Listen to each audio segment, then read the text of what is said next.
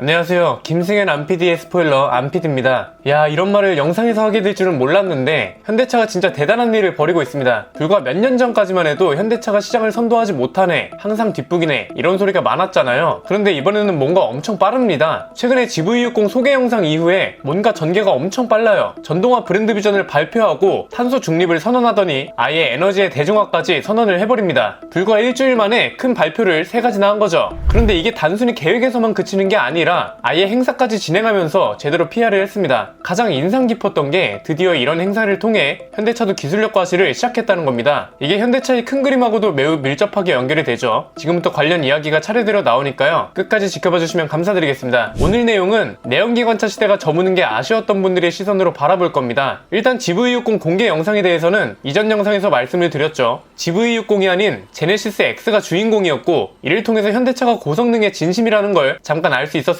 그런데 사실 여기까지는 다른 제조사들한테도 볼 수 있었던 내용이었죠. 고성능 전기차는 테슬라, 포르쉐, 아우디 이런 브랜드들도 충분히 내놓을 수 있는 차니까요. 고성능 내연기관차를 대체할 만한 차가 나오기는 하는데 뭔가 조금은 아쉬운 그런 상황이었습니다. 그런데 탄소 중립 선언을 할 때부터 뭔가 다르다는 게 느껴졌습니다. 단순히 우리는 이런 차를 내놓을 겁니다, 여기서 끝나는 게 아니라 우리가 대한민국을 넘어서 전 세계의 판도를 뒤집겠습니다, 거의 이 정도의 포부가 느껴지더라고요. 일단 탄소 중립 선언 내용을 간단하게 살펴보면요, 전동화 일정을 전체적으로 앞당겼다고 합니다. 유럽은 2035년, 다른 시장에서는 2040년까지 전동화 모델의 비중을 80%까지 끌어올린다고 합니다. 그런데 여기서 한 가지 눈에 띄는 게 전동화 모델 비중을 늘리는 것보다 수소차에 집중을 하겠다는 뉘앙스가 좀 있어요. 제네시스 모델들을 수소 배터리 전기차로 전환하기로 한 게 2030년까지라고 언급을 했는데 여기서부터 수소차에 대한 진심이 느껴지기 시작하죠. 일단 지금 수소 전기차 라인업이 넥소 하나밖에 없잖아요. 이걸 3종으로 늘려간다고 합니다. 2023년 하반기에 넥소 페이스리프트가 나오고 스타리아급 수소 전기차도 나온다고 하죠. 2025년 이후에는 팰리세이드 같은 대형 SUV 모델도 출시를 검토 중이라고 하네요. 그리고 아이오닉5를 기반으로 한 로보택시도 탄소 중립 계획 중 하나로 들어갔습니다. 이전에 출시 계획 중이라고 발표했던 아이오닉6랑 아이오닉7도 다시 한번 출시할 거라고 확인을 시켜줬습니다. 사실 여기까지만 보면 그렇게 재미있는 내용은 없습니다. 아니 이건 그냥 프리우스 같은 차들로 도로를 가득 채우겠다는 거 아니야? 이걸 누가 좋아해? 이런 반응이 나오는 게 당연합니다. 그런데 진짜 중요한 내용은 최근에 공개된 하이드로젠 웨이브에 있었죠. 아니 대체 하이드로젠 웨이브가 뭐길래 이렇게 난리들인가 했는데 난리 날만 하더라고요. 하나씩 살펴볼까요? 우선 이번에도 정의선 회장이 직접 나와서 프레젠테이션을 진행했습니다. 중심 주제는 수소 에너지였고 주요 내용은 크게 5가지였습니다. 첫 번째는 일단 수소 에너지에 대해 설명을 했죠. 워딩부터 굉장히 웅장합니다. 현대자동차 그룹이 인류와 지구에 제안하는 해결책은 수소로의 에너지 패러다임 전환이다. 수소는 친환경성과 실용성을 두루 갖춘 에너지이자 지구상에서 가장 풍부한 원소다. 여기서부터 뭔가 심상치 않은 게 느껴지는데요. 두 번째는 이 수소 에너지를 이용해서 사회의 판도를 바꾸겠다고 해버립니다. 단순히 수소 자동차를 만들겠다는 내용에서 끝나지 않았죠.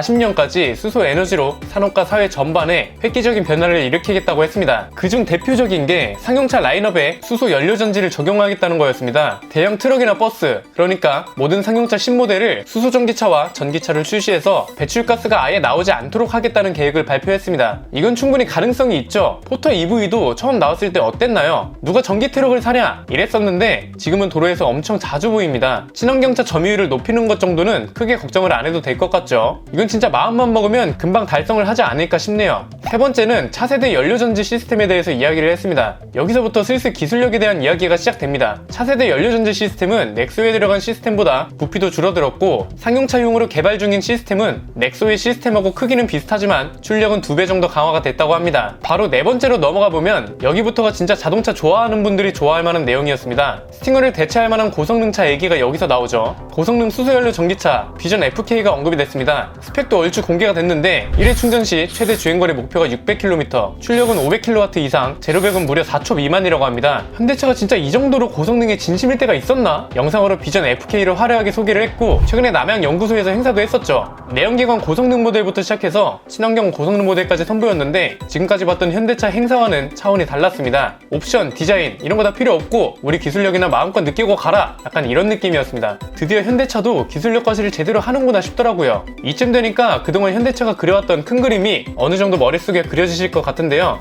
WRC와 M브랜드가 단순히 내연기관 펑카 개념에서만 끝나는 게 아니라 그렇게 외치던 고성능 친환경차로도 연결이 되고 있다는 거잖아요. 이게 의미 있는 이유가 친환경이라고 해서 재미없고 지루한 차만 있는 게 아니라 내연기관 모델을 충분히 대체하고도 남는다는 한다는 걸 현대차가 몸소 보여주고 있다는 생각이 듭니다. 포르쉐나 아우디 같은 고성능 프리미엄 브랜드가 아니라 대중적인 브랜드에서 이 정도로 노력해주는 건 정말 고맙죠. 내연기관차 시절에는 현대차가 이런 걸 못한다고 야단을 많이 맞았잖아요. 토요타도 만드는 스포츠카를 현대차가 못 만들어서 되겠냐 이런 분위기였는데 지금 와서 보니까 기다려주지 못한 게 미안할 정도입니다. M브랜드 라인업도 늘려가기 시작했고 고성능 친환경차도 만들겠다는 것도 적극적으로 어필해주니까 기대감이 상당히 높아진 상태입니다. 지금까지 못한 게 아니라 준비를 제대로 하느라 안 하고 있었다는 말이 맞을 것 같네요. 확실히 지금의 전력이 좋다고 생각하는 게 아직도 과거를 탄탄히 할 거냐 아니면 미래를 위해 과거의 일부를 포기할 거냐 이 두 가지를 가지고 논쟁이 많잖아요. 여기서 과거라 함은 고성능 내연기관차가 될 거고 미래는 친환경차 영역이 되겠죠. 지금 현대차의 전략은 뭔가요? 미래에 초점을 두긴 할 건데 그렇다고 과거를 너무 빈약하게 가져가진 않겠다 이렇게 정리할 수 있지 않을까요? 고성능 전기차는 이미 첫 발을 디뎠고 고성능 수소차는 조만간 모습을 드러낼 수 있을 것 같습니다. 물론 아쉬운 점이 없지는 않습니다. 아니 그렇잖아요. 현대차가 이렇게 적극적으로 나온다고 하니까 내연기관차 시대가 진짜 가고 있다는 게 확 체감이 되지 않으세요? 내연기관차 시장이 저물어 간다는 게 와닿으니까 이 아쉬움은 어떻게 감출 수가 없을 것 같습니다. 그런데 또 한편으로는 이런 말도 떠오릅니다. 자연이 진공을 허용하지 않는 것처럼 권력도 공백을 허용하지 않는다고 하죠. 내연기관차가 주는 즐거움이 공백을 새로운 에너지의 고성능차가 채워줄 거라고 생각하니까 한편으로 기대도 됩니다. 그게 현대차라서 더 반갑고요. 만약에 테슬라나 포르쉐 같은 수입차 제조사가 얘기를 했다면 크게 와닿지 않았을 텐데 일단 현대차가 한다고 하는 건 우리나라부터 큰 변화가 있을 거라는 말이니까요. 마지막 5번째는 수소사회가 조기 실현될 수 있도록 적극적으로 노력하겠다는 내용으로 마무리를 했습니다. 현대차가 최근에 발표한 5가지 내용이 충분할 가능성이 있는 이야기들이죠. 지난번에 말씀드렸던 것처럼 3가지 조건만 잘 맞아떨어진다면요. 기업의 추진력, 국가적 지원, 그리고 소비자들의 선택 이 3가지가 톱니바퀴 굴러가듯 잘 맞아야죠. 기업이 아무리 좋은 차를 만들었다고 해도 인프라 구축이 안 됐으면 소비자들도 선뜻 구매하기가 어려워지잖아요.